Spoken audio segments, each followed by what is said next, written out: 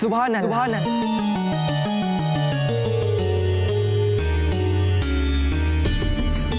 सुभान अल्लाह मियां तानसेन, सुभान अल्लाह।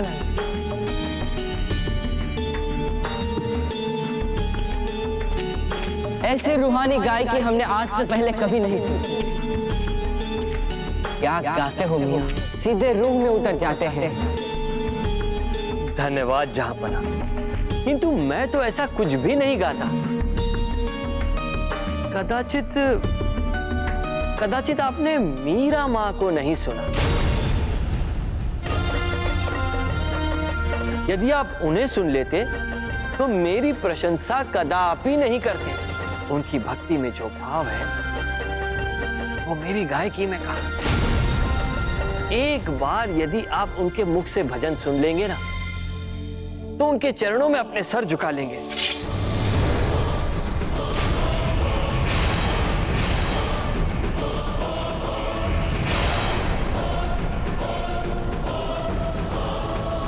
शहंशाह, ये क्या कर रहे हैं आप? जलालुद्दीन किसी भी इंसान के कदमों में अपना सर नहीं झुकाता। मीरा माँ कोई आम इंसान नहीं है, वे एक रोशन रूह है। अच्छा, और अगर मीराबाई को सुनने के बाद भी हमारा सर उनके कदमों में खुद ब खुद न झुका तो हम आपका सर कलम कर देंगे।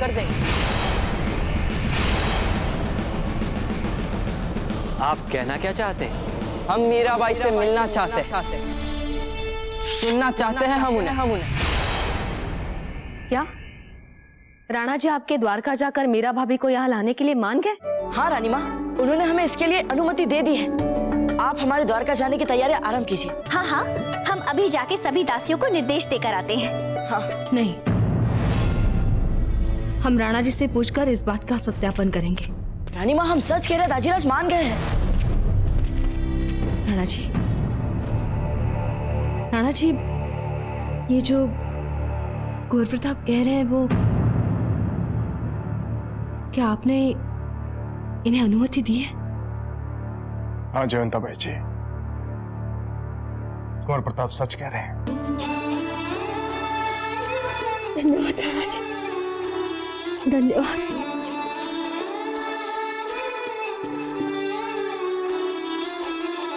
जयवंताबाई जी,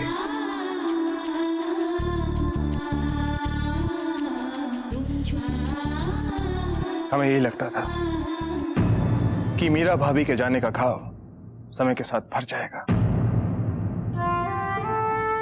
किंतु कुंवर प्रताप ने हमें अनुभव करवा दिया कि बजाय ये घाव भरने के, ये घाव और गहरा हो गया। और ये घाव तभी भर सकता है जब मीरा भाभी हमें क्षमा कर मेवाड़ वापस लौटाएंगी।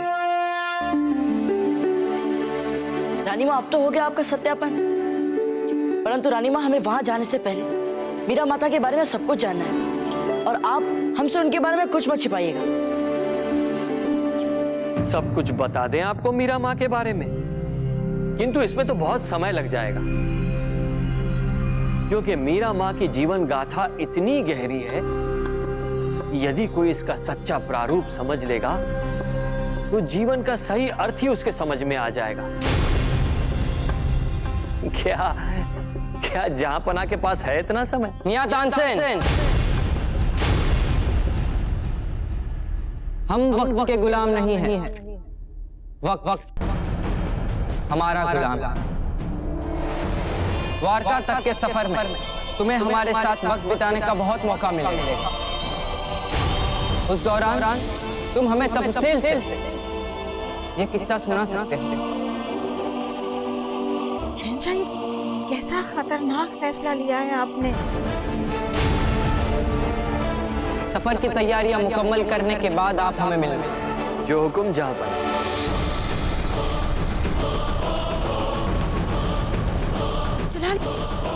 जलाल, ये कैसी जिद ठान के बैठ गए हैं आप? जिद नहीं अम्मी, गुरु।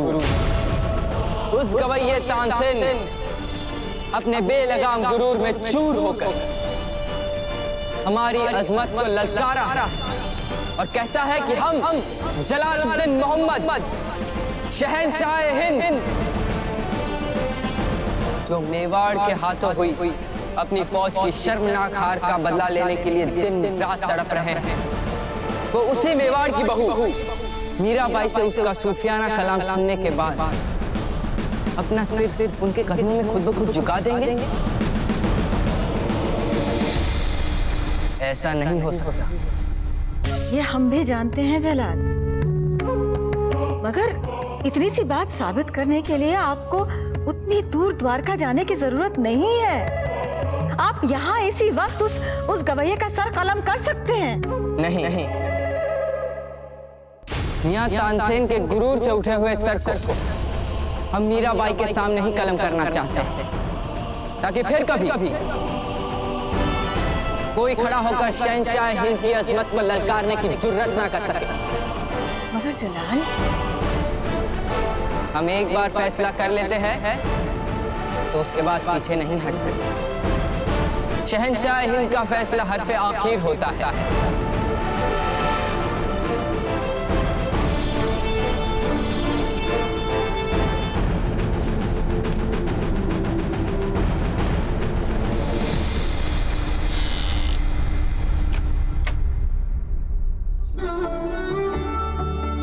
रानी माँ, हम आपसे मीरा माता के बारे में जानना चाहते हैं। ये वस्त्र और ये आभूषण हमें उनके प्रति तो नहीं हो रहे। जब हम उनसे मिले थे तो वे हमें भक्ति और सादगी की मूरत लग रही थी। कुंवर प्रताप, ये सभी राजसी वस्त्रभूषण मीरा भाभी के विगत जीवन के विरोधाभास के प्रतीक हैं।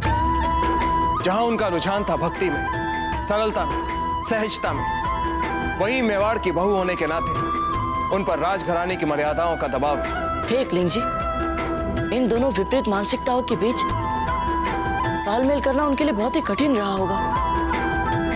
ना तो अपने नैसर्गिक प्रवृत्ति के विरुद्ध जाना सरल रहा होगा, और ना ही उन्हें किसी ने राज से मर्यादा के विरुद्ध जाने की छूट दी होगी। कुंवर प्रताप, आप स्वयं अपने जीवन में कई बार ऐसी दुविधा का अनुभव कर चुके हैं। हाँ दाजीराज, हमने ये दुविधा देखी भी है, और उस दुविधा से उपजा अंतर्द्वंद भी। इसीलिए हम मीरा माता की दुविधा और पीड़ा की कल्पना कर पा रहे हैं दाजीराज। किंतु दुविधा और पीड़ा के उपरांत उन्होंने भी अपने जीवन में आप ही की तरह अपने मन की बात सुनी। उन्होंने भक्ति का मार्ग चुना।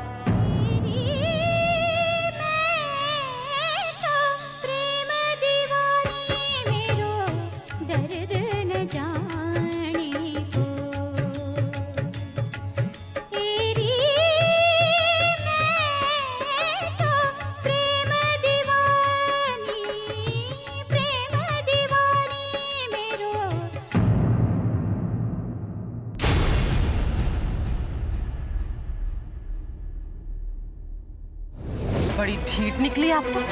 कितनी बार चेतावनी दी हमने आपको। मेवाड़ राजघराने की बहू हैं आप। जब मन चाहा मुंह उठाकर गली गली नचनियों की भांति नाचना गाना, राज परिवार की मान मर्यादा को खोल कर ही पी गई है क्या? उदा भाई, हमारा विश्वास कीजिए, हम अपनी इच्छा से नहीं नाचते गाते हैं।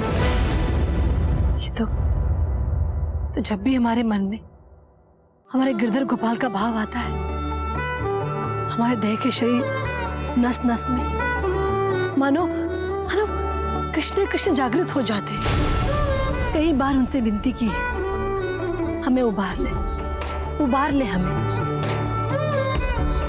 पर वो है कि हमारी सुनते ही नहीं है। कितनी बार कहा उनसे कि बस कीजिए कान्हा, अब हमसे ये बर्दाश्त नहीं होता है।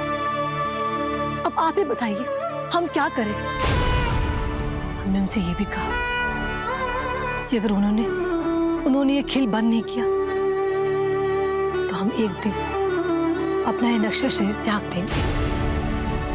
लेकिन वो है कि हमारी पुकार सुनते ही नहीं है। जब एक भक्त वत्सल एक भक्त नहीं सुनेगा तो उसका भक्त किसके लिए जिएगा और क्यों जिएगा वो? इसलिए हमें मार दीजिए। सुनिए, हमें देह के इस बंधन से मुक्त कर दीजिए, वरना। अरे हटो!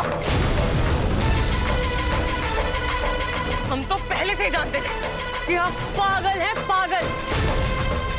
जैसे वृंदावन में गोपियां कृष्ण के लिए हुआ करती थी, रास लीला किया करती थी, दिन रात सुबह शाम बस कृष्ण कृष्ण कृष्ण कृष्ण।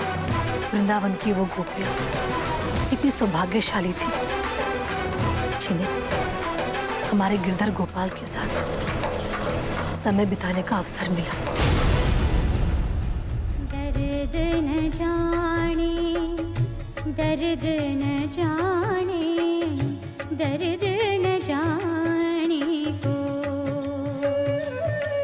तेरी मैं तो। देखा भैया आपने, रिश्ता की पराकाष्ठा, मरना स्वीकार है इन्हें, किंतु गली गली जन जन के साथ लज्जाहीन नाचना गाना नहीं छोड़ेगी। वाह कान्हा की भक्तन, वाह! कहना हमें शीघ्र ही कुछ करना पड़ेगा इसका। तो आज आने दो इसे वापस। क्या मीरा माता परिवार की आज्ञा के बिना ही महल से बाहर जाकर साधारण नागरिकों के साथ भजन गाती थी? हाँ कुंवर प्रताप, वो सारी रात भक्ति में डूबी जन साधारण के साथ भक्ति के गीत गाया करती थी। उनकी दृष्टि में सब एक थे। उन्होंने कभी भी राज परिवार या जन साधारण में कोई अंतर नहीं देखा।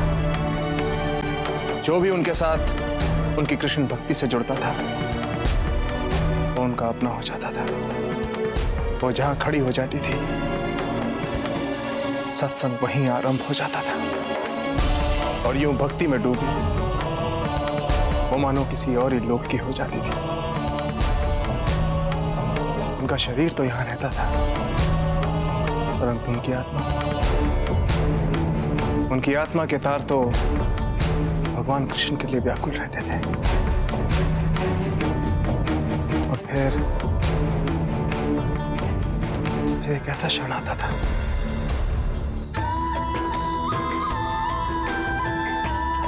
मीरा भाभी को भगवान साक्षात दर्शन देते थे।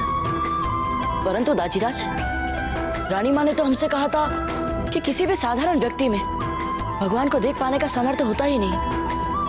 मीरा भाभी साधारण मानवी नहीं है कुंवर प्रताप, ये तो अपने कान्हा की भक्त है। ऐसी भक्त जिन्होंने अपना तन मन सब कृष्ण पे वार दिया था। मीरा भाभी की इस कृष्ण भक्ति का छोटे बड़े बच्चे बूढ़े सब सम्मान करते थे। प्रभु के आशीर्वाद और लोगों के स्नेह से सर से पांव तक डूबी मीरा भाभी कृष्ण भजन गाते गाते अपनी सुध बुध खो देती थी।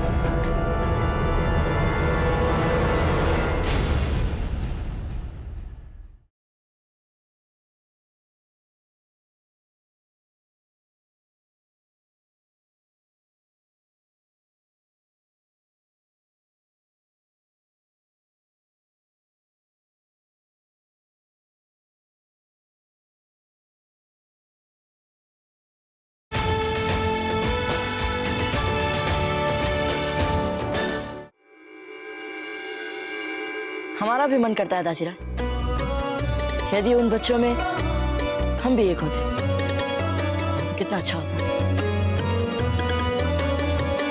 वैसे मीरा माँ घर कब वापस आती थी? नहीं आती थी, क्यों लौटती? इस अपमान भरे संसार में फिर उनका दैवी स्वप्न कठोर राशि वास्तविकता के दंश से दुस्वप्न में बदल गया। राजघराने की बहू होकर भी राजघराने की मान मर्यादा को बार बार मिट्टी में मिलाने के लिए आप महलों में से सड़कों पर उतरती है ना। आज आपकी ऐसी व्यवस्था करेंगे कि आप अपने मूर्खतापूर्ण भजन गाने के लिए ना तो उन भिखारियों को मिल पाएंगी और ना ही साधारण नागरिकों को। चलिए।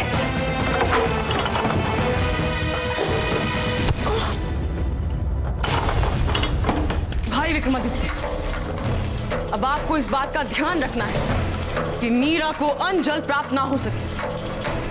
अब इस चरित्रहीन औरत को हम पाठ पढ़ाएंगे भली भांति, और ऐसा पाठ पढ़ाएंगे कि अगली बार जब बाहर जाकर नाचने और गाने का विचार भी इसके मन में आएगा तो हमारा नाम सोचते ही इसकी आत्मा थर थर कांपेगी। बहना, अब आप जैसा कहेंगी वैसा ही होगा।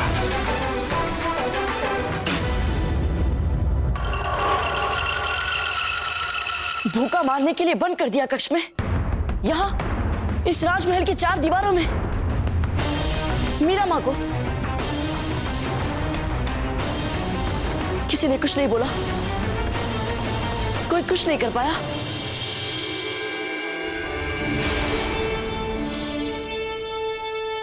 तो क्या उन्होंने मीराबाई को भूखों मरने के लिए छोड़ दिया था?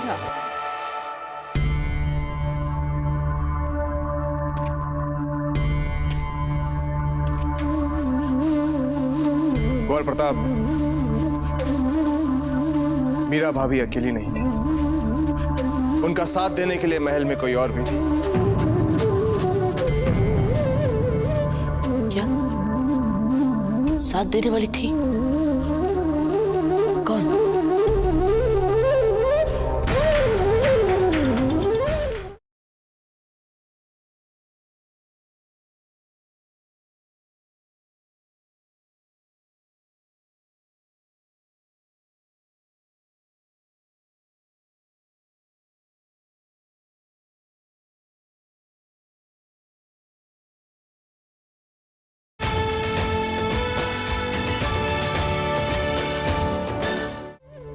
उनका साथ देने के लिए महल में कोई और भी थी। साथ देने वाली थी? कौन? आपकी दादी माँ, यानी हमारी रानी माँ, रानी कर्णावती।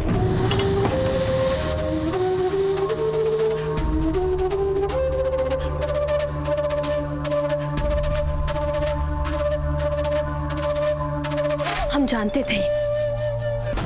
जानते थे कि रानी माँ अपनी आंखों के सामने इतना बड़ा अन्याय नहीं देख सकती। हम भी जानते हैं जयवंता बच्ची कि रानी माँ और मीरा भाभी के संबंध को लेकर आपके मन में सदा प्रश्न चिन्ह रहा है। रानी माँ के सामने बात राजपुताने की प्रचलित मर्यादाओं की थी, इसलिए सबके सामने उन्हें मीरा भाभी के साथ कठोर रहने का दिखावा करना पड़ता था। लेकिन जब भी वो अकेले में होती थी तो मीरा भाभी के लिए उनका प्रेम अपने आप उमड़ पड़ता था।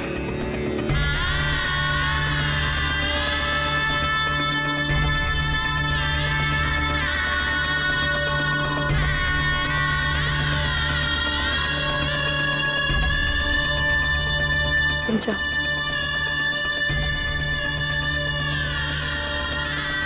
चाहे कितने भी पहरे क्यों न लगे हो,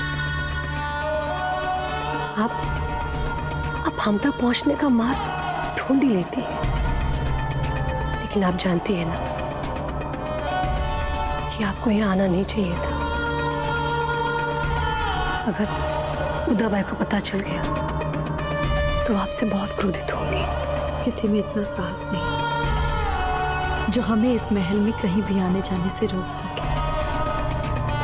ये बात तो है, क्योंकि आप हमारी रानी माँ हैं।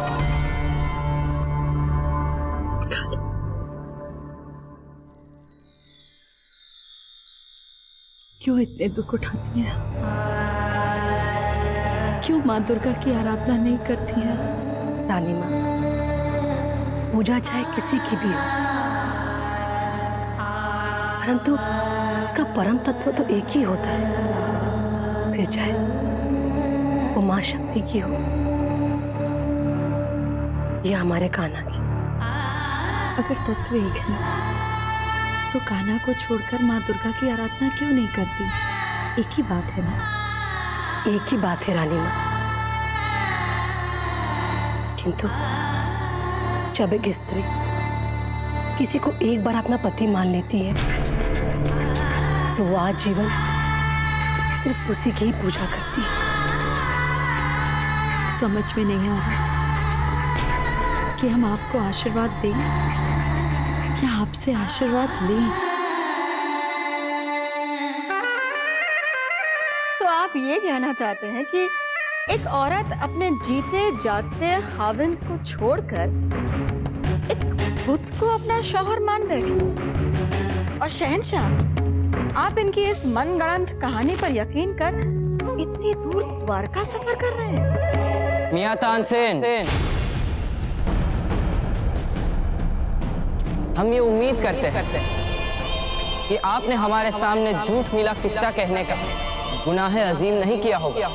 जहां पना, जिसे आप किस्सा या अफसाना कहते हैं, वास्तव में वो मेवाड़ का इतिहास है। हमारे लिए पवित्र धरोहर है वो, जिसे हमें पीढ़ी दर पीढ़ी जीवित रखना। और सच तो ये है कि अटूट विश्वास, निश्चल प्रेम और संपूर्ण समर्पण के भाव से मात्र 7 साल की उम्र में कृष्ण जी की मूर्ति को साक्षात भगवान में रूपांतरित कर दिया था। 7 साल? हाँ कुंवर, 7 साल। ये सब जानने के बाद हमें तुरंत मीरा माँ से मिलने की इच्छा हो रही है। लगता है अब हमें फौरन मीराबाई से मिलकर मेवाड़ की अजमत को मिट्टी में मिलाना पड़ेगा।